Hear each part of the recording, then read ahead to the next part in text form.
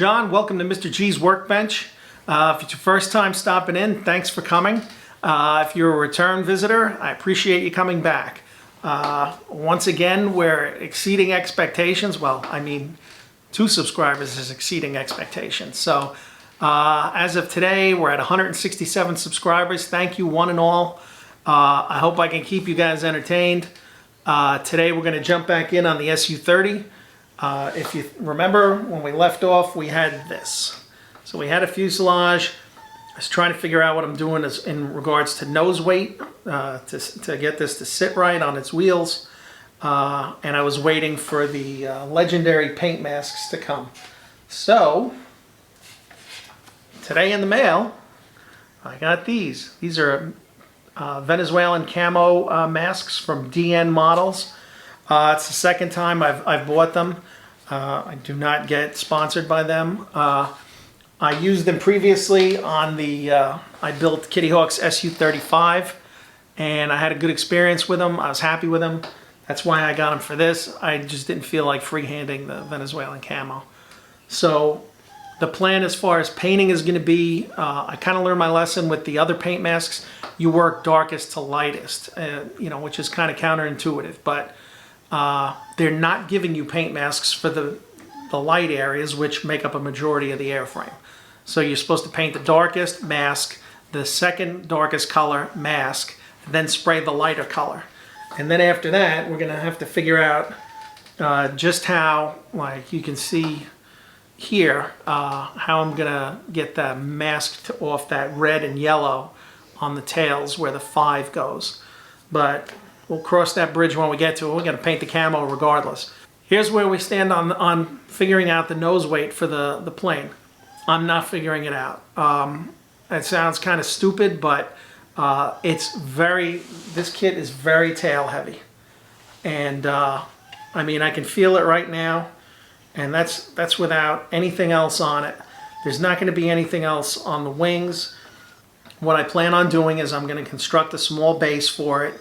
Very simple stuff you can get at a regular craft store. We're going to come up with a base for it, and I'm going to epoxy the plane to the base. There's really no reason to do it otherwise. The nose gear is going to be very fragile. I don't think it's going to hold up to an excess of weight in the nose. So rather than have this sit on a base where it's going to rock every time there's the slightest vibration because the weight that's sitting on 3 points, it's just simpler to avoid that issue altogether. I'm going to get the windscreen on so we can get painting. Before I can put the windscreen on, I got to put the HUD glass into the photo etch here. I'm hoping that'll be relatively painless. We'll put the windscreen on. We'll tack the canopy on. I'm going to glue the nose cone on, and we'll get to painting. How much of that I'm going to show, honestly, I don't see myself showing a lot of it. It's pretty straightforward painting. There's no trick to it. There's no style that I'm doing. It's just paint, paint, paint. Paint in light layers, thin your paint. You know, if anyone has a question about painting or a particular method of doing something, ask me in the comments. I'll be more than happy to try and answer it. I mean, I'm not like the painting guru, that's for sure. Let's jump in and get going with this and finally make some progress. First thing out the gate, we got to get this nose put on. And since there are no locating tabs in the nose, there were no locating tabs here because Kitty Hawk assumes you're going to leave this open in a maintenance position. And still, you think they would try to satisfy the 99% of modelers who are going to do this. So what I'm going to have to do is I'll take some tape, I'll tape it in place, and then I'll tack it on with some Tamiya extra thin, and then I'll put some more glue on it once I get it secure.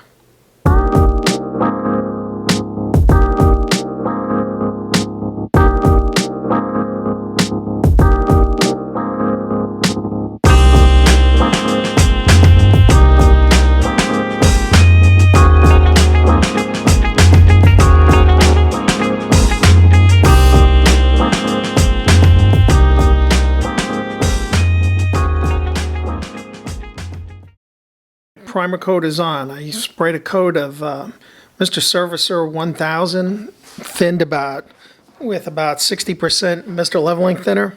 I sprayed over the canopy area first with a coat of flat black. Then I hit the whole plane with primer.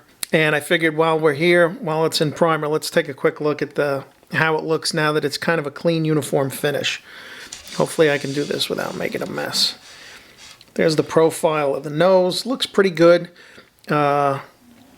Like everything else on this kit, there's no positive locating tabs to connect the nose cone to the fuselage. It seems to be the same all the way around, so I'm going to go with the idea that there's nothing wrong with it. The sharp-eyed among you will see this seam here. That's where that should theoretically be open to show the access to the radar. Don't ask me why. There were 100 ways this could have been done better. I've tried to clean that seam up. Then there's a photo etch piece that fit in there. It seems to fit pretty well. And then we go along. We'll move down here a little bit. The panel here over the gun bay fits pretty well. It seems like it sits just slightly proud of the surface. I think once it's got a coat of metallic on it, it'll look better. There's a little spot of schmutz I gotta sand off there. Let me show you the fit of the air brake. The air brake fits pretty well on there. Like I said, I'm posing it open because I like the having that red color kind of pop out. Aside from the tails, it'll just break up the look of the plane a little. If you're gonna mold it closed, all you have to do is just take some of the material off of the inside of this right down here at the bottom, and you'd be fine. Here you can see that concern I had there, this gap here. I thought I had done my best to clean this seam up. I don't think that seam is going to go away very much. Other than that, the fit of the tail planes would have been good. I think what they should have did was, I think Great Wall Hobby on their Su-35 had this entire piece as one part. So you didn't have this seam and it just glued to the side of the fuselage. That would have been a way better way to handle that. Then you have the tail boom. It looks reasonable enough. Like I said, we're going to pose that open. We're going to have the parachute pack exposed back here. I've got the exhausts covered up with foam for now. And you can see I'm going to have that open engine bay. Everything on top looks pretty clean. That when we come around, I'll show you the closed engine panel so you can see.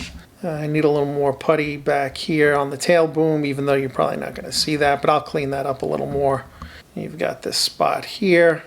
That seam needs to be cleaned up. Again, here's that same issue on this side with that gap between the tail and the fuselage side. Again, this could have been solved if it would have been one piece from here up. That would have solved a world of problems.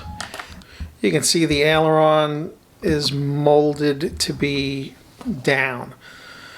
So I've kind of left it that way, again, to break up the shape of the plane. I hate when everything is just uniform. I know that it probably should be. There's a look. You can see the closed engine bay access right there. It fit pretty well. I don't think there's any issues there. I have to say the fit of the wing looks a little stark here because it runs along a reinforcing plate. So that was actually the smart way to do it. And then we come along here. The fit of the canopy to the plane, it's tacked in place, fits good. The refueling probe fit relatively well. It was just a matter of trimming the end off. What do you think of that? A little bit of Mr. G's Workbench swag there for me. Let me know what you think of this in the comments. So, back on track. Basic painting is finished. The masks were great. The final colors I wound up using, because after I gave my definitive, these are the colors I'm going to use, I wound up going back and changing again. The darker color is AK Real Colors 235 Intermediate Blue, which is FS 35164. It's the only color that seems consistently described the same way, so I use that. The darker gray color, for lack of a better term, was Model Master Aircraft Gray, which was 36473. And the light color was Light Gold Gray from Model Master 36495. I'm not thrilled with the way they came out. The two grays are too close to each other. You can't really even, when you look here, I mean, if you see any contrast between the two grays, you let me know. But to me, they all look the same. They're too close. If I went back and redid it, I would have used a darker gray for the darker gray color to give them more contrast. All things considered, I probably could have used dark gold gray and gotten a better effect. So it is what it is at this point. I'm not going to repaint it. The nose and the dielectric panels are that's US Navy white from MRP.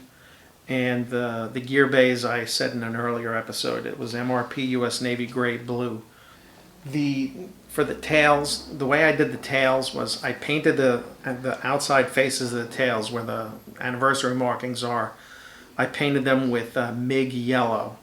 After I did that, I made a photocopy of the decals, and I laid some tape down on my workbench.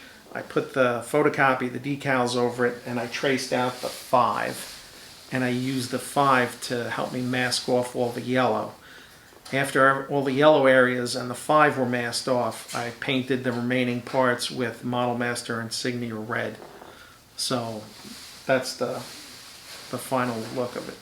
So we'll do decals in the next episode, and we'll see what it looks like. I'm hoping I got it right, and that the decals will cover any issues that come up. Let's see, the horizontal stabilizers, the leading edge of each horizontal stabilizer has silver in it, so what I painted it with was Tamiya flat aluminum. I'll show you a close-up of the bottom of the horizontal stabilizers, where you'll see there's a section that's like boxed down. It's aluminum, it's got some different colors. And what I did there was sprayed it with the flat aluminum, then I came back and I did some modeling over it with burnt iron from MIG. So next episode we'll hit it with a gloss coat, and we'll decal it, we'll weather it, we'll get some panel line washes on.